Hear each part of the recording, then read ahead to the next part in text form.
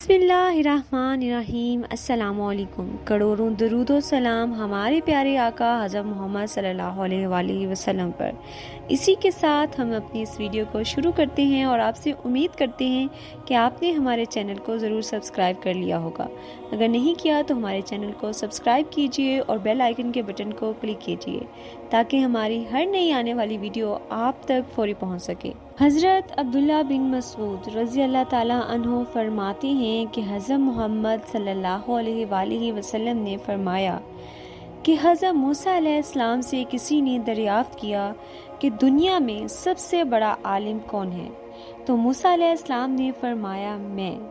دراصل پیغمبر کو اللہ تعالیٰ کی جانب سے علم نوازا جاتا ہے، اسی لیے حضرت موسیٰ علیہ السلام نے خود کو کامل سمجھا، مگر میرے خدا کو حضرت موسیٰ علیہ السلام کا یہ انداز بیاں بالکل بھی پسند نہ آیا۔ چونکہ اللہ تبارک و تعالیٰ خود حضرت موسیٰ علیہ السلام سے ہم کلام ہوئے تھے، اسی لیے موسیٰ علیہ السلام کو کلیم اللہ کا لقب بھی ملا تھا، مگر ان کا انداز بیاں جو انہوں نے خود کو افضل جانا تھا، اللہ تعالیٰ کو یہ انداز بیاں پسند نہ آیا تھا۔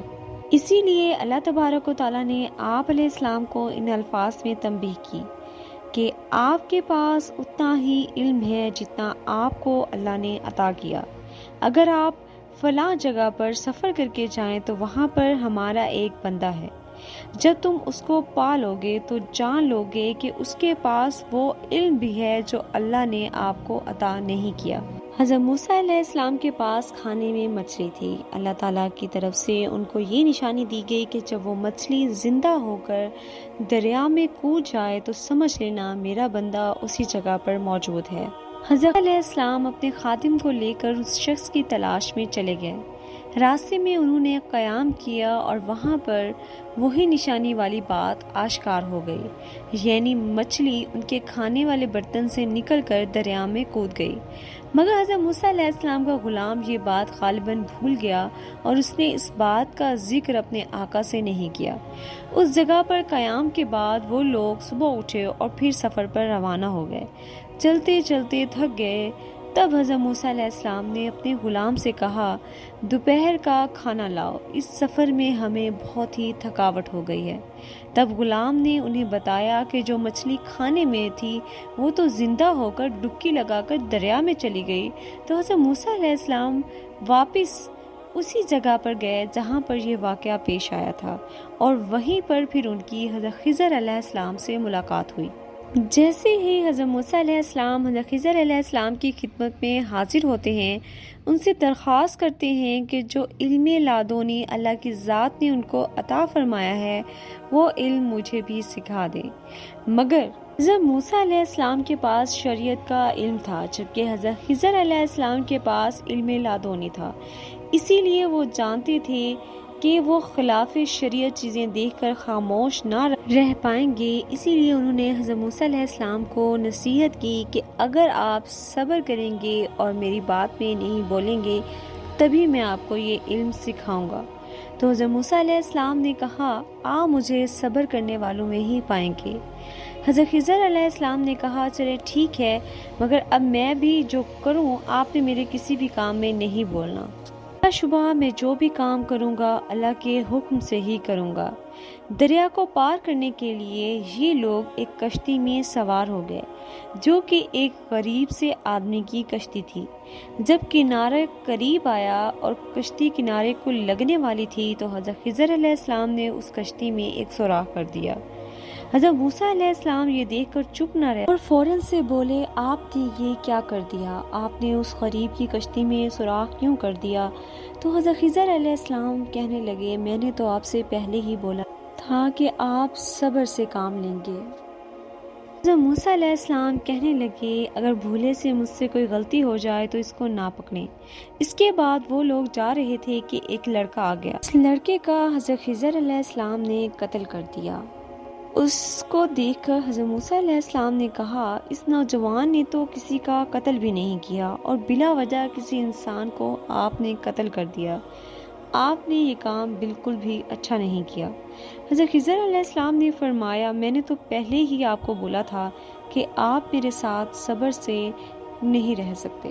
ان کی یہ بات سن کر حضرت موسیٰ علیہ السلام کہنے لگے اب میری سزا یہ ہے کہ اگر اب میں نے سوال کیا تو آپ کا اور میرا راستہ جدا۔ یہ لوگ مزید آگے گئے تو یہ لوگ ایک بستی میں گئے، وہاں پر لوگ بہت ہی زیادہ کنجوس تھے۔ انہوں نے مسافروں کو دیکھ کر بھی ان سے نہ کھانے کا پوچھا نہ پانی کا۔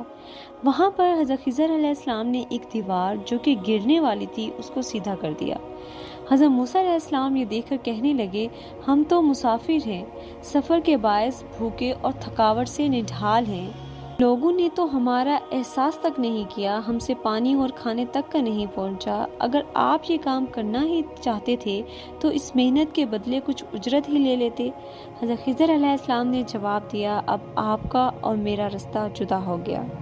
حضرت محمد صلی اللہ علیہ وآلہ وسلم جب یہ واقعہ صحابہ کرام رضی اللہ تعالیٰ عنہ کو سنا رہے تھے، صحیح بخاری میں ہے کہ حضرت محمد صلی اللہ علیہ وآلہ وسلم نے فرمایا کہ اگر حضرت موسیٰ علیہ السلام صبر کر لیتے تو اللہ ان کو مزید علم سے نوازتے۔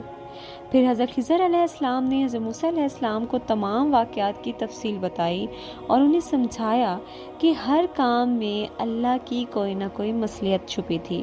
اس غریب کی کشتی اسی لیے میں نے خراب کی کیونکہ وہاں کا بادشاہ بہت ہی بے رحم تھا، وہ اس کی کشتی غصب کر لیتا۔ عیب دار ہونے کے باعث اس نے اس غریب آدمی کو اس کی کشتی واپس کر دی، اور جس لڑکے کا میں نے قتل کیا وہ بڑا ہو کر اپنے والدین کا سخت نافرمان بنتا، جبکہ اس کے والدین نیک اور صالح تھے۔ تو اللہ نے فیصلہ کیا کہ اس بچے کو موت دے کر اس کے بدلے میں ان کو ایک اور بچہ دے دیا جائے تاکہ ان کی آنکھیں بھی ٹھنڈی رہیں۔ جہاں تک سوال رہا اس دیوار کا، تو اس دیوار کی تہ میں ایک خزانہ تھا۔ وہ خزانہ 2 یتیم بچوں کا تھا۔ ان بچوں کا والد بہت ہی نیک اور رحم دل تھا۔ اگر دیوار گر جاتی تو وہ بستی والے جو کہ بہت کنجوس تھے وہ تو سارا خزانہ لوٹ لیتے، یوں وہ یتیم اب بچے اپنے حق سے محروم رہ جاتے۔ اسی لیے اللہ نے مجھے وہ دیوار بنانے کا حکم دیا تاکہ جب وہ اپنی بلوغت کی عمر کو پہنچیں تو ان کو وہ خزانہ مل جائے۔ اے موسیٰ، یہ ان تمام واقعات کی حکمت ہے جس پر آپ صبر نہ کر سکے۔ آپ کے پاس چونکہ شریعت کا علم ہے مگر میرے پاس تکوینی امور کا علم ہے جس کا شریعت سے تعلق نہیں ہوتا بلکہ ان کا تعلق اللہ کی مصلحت سے ہوتا ہے۔ اس سے یہ بھی ثابت ہوتا ہے کہ اللہ تبارک و تعالیٰ اپنی مخلوق سے کبھی بھی غافل نہیں ہوتے۔ اللہ تعالیٰ ہم سب کو بھی راہ راست پر چلائے اور غیب سے ہماری مدد فرمائے، آمین ثم آمین۔ اگر آپ کو ہماری یہ محنت پسند آئے تو ہماری ویڈیو کو لائک کیجئے، شیئر کیجئے اور کمنٹس بھی کیجئے۔ جزاک اللہ خیرا۔